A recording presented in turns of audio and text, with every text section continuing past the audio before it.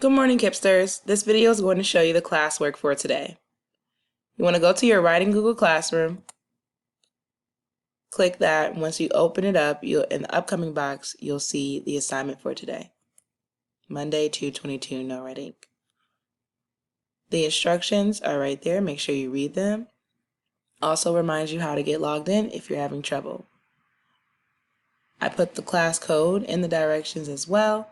Everybody has a different class code, so Lincoln, Lipscomb, and Sanford, you're going to have to read closely to see your class code.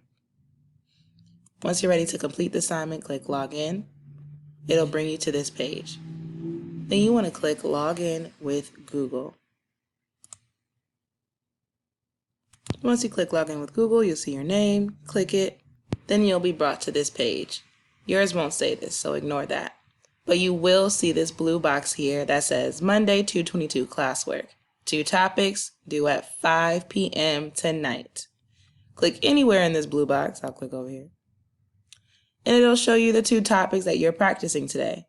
Commas with items in a series and commas with introductory phrases and clauses. Now, your blue button will say begin. Mine is already started because I've done this example. When you click it, you'll be able to read the lesson. Make sure you read through the lesson to get review on the topic first. And then your practice. Make sure you read each question carefully. Let's do an example. Add or remove commas if necessary until the sentence has correct punctuation. Okay?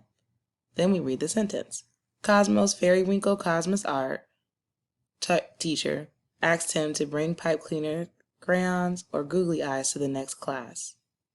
So I can add or remove commas. To add a comma, I grab it and say where I think I need to place it. Seems like they're listing something, so I think that I need them there.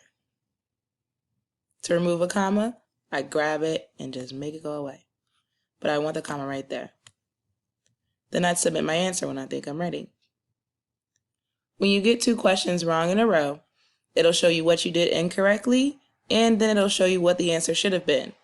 Make sure you read through the examples, and then also revisit the lesson so that it can remind you of what you should be doing. It'll ask you to try a similar problem, and then your practice will continue. You want to click Helpful Tips if you ever need help in the middle of your question. This will bring you to the document. You can click here to see the video where I explain how to get logged in. So it'll bring you right back to this video. Or also, you'll see the lessons for the skills that you're practicing today. Again, make sure you read through them carefully.